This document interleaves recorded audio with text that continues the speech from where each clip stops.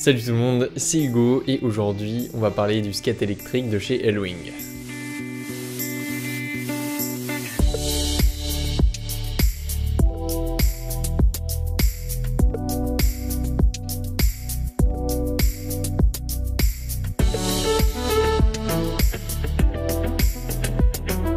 Premièrement, ce skate nous vient de Bordeaux puisque Elwing est une entreprise française et je ne suis pas en partenariat pour en parler, mais j'ai réussi à vous trouver un code promo qui vous permettra d'avoir une réduction lors de votre achat si vous êtes intéressé par ce produit. Le code s'affiche juste en bas ici et sera disponible dans la description. Elwing a donc deux modèles de leur skate. Le Nimbus est donc le skate de petite taille et ce dont on va parler aujourd'hui c'est la longboard, le modèle Aluki. J'ai choisi ce modèle contrairement au Nimbus parce que le but était de faire un investissement dans un véhicule électrique afin de faire certaines distances. Mais j'avais envie de garder du fun que la trottinette électrique n'avait pas. C'est mon avis, les gens qui ont une trottinette électrique ne vous excitez pas, vous avez votre choix, j'ai fait le mien, donc respectez le choix de tout le monde. Du coup j'ai choisi le modèle full option étant donné que je l'ai très peu vu sur YouTube, étant donné que Elwing envoie souvent aux ambassadeurs la version Nimbus et la plus petite configuration, à savoir la plus petite batterie et le plus petit moteur. Donc la full option, qu'est-ce que ça comprend? Ça comprend le double moteur et la batterie dite long range. À l'achat, vous ne retrouverez qu'une seule couleur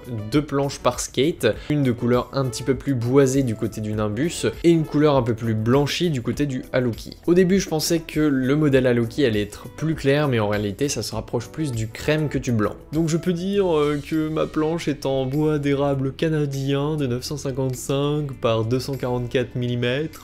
Et donc si on regarde les spécifications de plus près, on s'aperçoit qu'on est limité à 25 km/h sur toutes les planches et c'est normal puisque c'est une norme en France. C'est pour ça qu'Elwing a séparé deux versions, on peut retrouver les planches homologuées d'un côté sur leur site et pour le même prix des planches non homologuées qui vont à plus de 25 km/h. La différence est quand même significative puisqu'on parle de 25 km/h pour les homologués et 38 km/h pour les non homologués. La seule différence entre les deux, j'ai regardé un petit peu pour débrider la mienne, c'est tout simplement qu'il faut avoir une manette qui active le mode 4 sur la manette, puisque oui, vous avez 4 modes, un pour débuter, donc accélération progressive et pour apprendre, donc vous serez limité à 10 km/h pour commencer. Ensuite, vous avez un deuxième mode qui libère un petit peu l'accélération, donc vous avez un petit peu plus de puissance au démarrage et qui peut aller entre 15 et 20 km/h.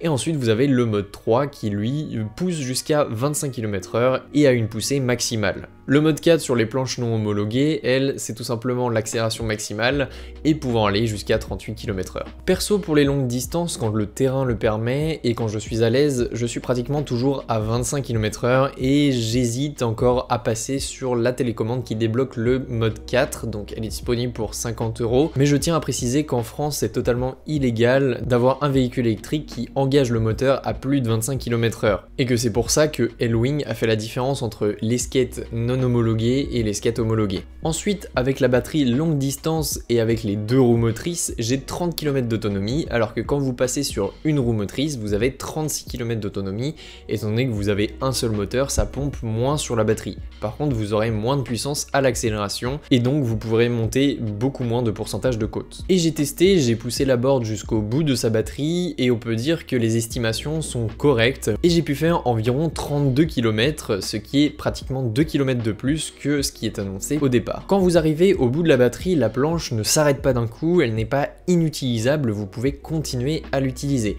Elle va se mettre en une sorte d'économie d'énergie. Quand la batterie est pleine, vous pouvez tout simplement l'utiliser juste avec la manette et vous êtes propulsé par le moteur. Quand elle passe en mode économie d'énergie, vous devrez pousser avec le pied et continuer à être à fond pour pouvoir avoir une assistance électrique pour ne pas reposer le pied toutes les 2 secondes. Elwing nous permettent aussi justement de l'utiliser sans la télécommande, donc les batteries complètement éteintes, mais 8 kg dans les mains, en tout cas pour la version double moteur et batterie long range. C'est pas forcément facile de la trimballer partout avec 8 kg. Ce qui nous amène vers la facilité de transport et la mobilité, puisque cette planche possède 3 petites roues ou 3 petites poignées comme vous voulez, qui permettent de transporter la planche beaucoup plus facilement que si vous aviez apporté porter toute la planche sous le bras. Il y en a 2 sur les côtés et une devant, ce qui facilite son transport quand vous êtes à pied. Par contre, attention au grip quand elle est neuve parce que le grip vous défonce les mains, donc faites attention où vous mettez vos mains, ne la prenez pas n'importe comment puisque vous allez vous défoncer les mains. On passe maintenant au double moteur et tout simplement ça bouffe les côtes, c'est impressionnant.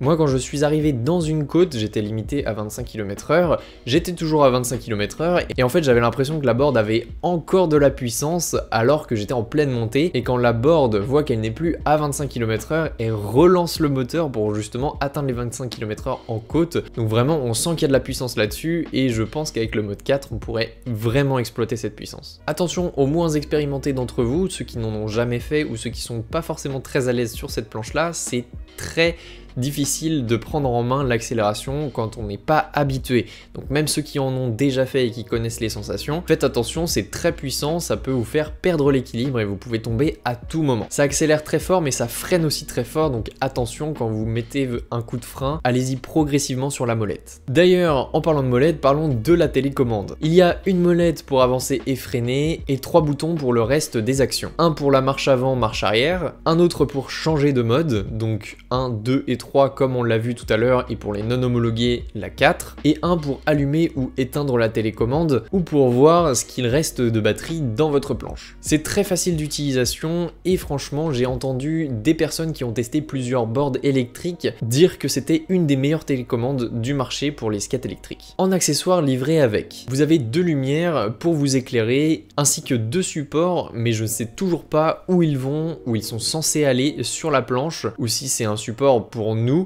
permettre de l'accrocher quelque part. Si vous avez la réponse, n'hésitez pas en commentaire, mais je sais toujours pas où vont ces 2 accessoires. Ce qui est drôle, c'est qu'ils livrent aussi une petite sonnette en style point américain, ça c'est plutôt drôle. Vous avez aussi le chargeur de la télécommande et aussi celui du skate, et vous avez un outil pour pouvoir dévisser ou visser les écrous de votre skate ainsi que ceux de la batterie. Et cet outil est vraiment très complet. Et c'est tout, mais c'est déjà pas mal. Je suis parti complètement novice, ça faisait hyper longtemps que j'avais pas fait de skate et encore moins de skate électrique, et j'ai voulu vous faire des petits lives apprentissage mais ça n'a pas marché. D'ailleurs suivez-moi sur ma chaîne Twitch. Donc l'apprentissage a été assez rapide et premièrement je l'ai fait sans le moteur pour pouvoir m'habituer à la board et voir ce que c'était d'être sur une longue board. Je n'avais touché qu'au skate classique. Et franchement la board est hyper maniable, elle a un rayon de braquage qui est bien supérieur des skates classiques, donc facile pour esquiver des obstacles au dernier moment ou tout simplement pour tourner assez serré. Et c'est assez stylé pour vesquiller les petites imperfections de la route ou alors les cailloux qui pourraient abîmer la gomme de vos roues ou tout simplement vous faire tomber. Sur une piste cyclable, faire une accélération c'est juste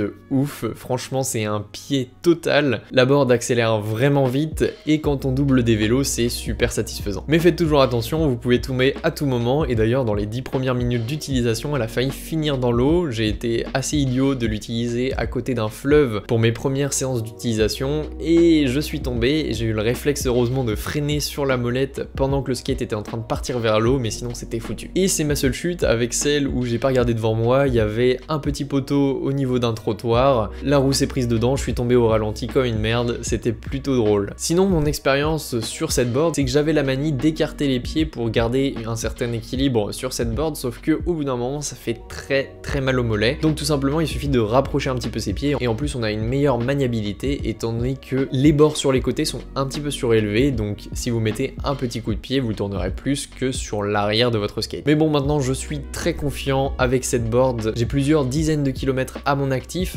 même je pense bien une petite centaine, et vous avez vraiment un sentiment de liberté comme un petit peu avec une moto, vous êtes à l'air libre, vous profitez de la vitesse, et quand vous êtes dépendant des transports depuis longtemps, ça fait du bien de retrouver une certaine mobilité. Franchement, sortir une longboard électrique quand il fait beau, c'est vraiment le meilleur des bails. Mais attention, le plaisir a un prix puisque vous ne pourrez pas aller partout avec ce skate, ce n'est pas un skate tout terrain, je parlais tout à l'heure de petites imperfections de la route, si vous êtes sur un terrain accidenté ou de la terre ou des pavés, c'est mort, vous ne pourrez pas utiliser ce skate étant donné que déjà vous allez l'abîmer si vous faites sur des terrains comme ça, et ensuite vous pouvez tomber à tout moment et clairement vous n'irez pas à 25 km/h sur des pavés. Donc c'est assez limité pour les utilisations si vous habitez dans une grande ville avec plein de rues pavées ou tout simplement à la campagne avec des chemins de terre. Donc quand vous êtes sur une piste cyclable lisse ou presque, c'est juste un bonheur, mais sinon c'est mort. Donc je suis super super content de mon investissement. C'est un peu cher, mais ça permet de garder l'esprit du skate tout en ayant la mobilité d'un vélo ou d'une trottinette électrique, et vous retrouvez vraiment des sensations de glisse comme un skate normal en allant super vite et en prenant l'air. Même maintenant, quand je fais une distance moyenne à pied sans avoir pris mon skate, quelquefois je regrette de ne pas l'avoir pris. Bref, faites attention aux autres et à vous sur la route, mais surtout abonnez-vous, activez la cloche et les notifications, n'hésitez pas non plus à me retrouver sur les réseaux sociaux. Nous on se retrouve pour de prochaines vidéos. Salut tout le monde.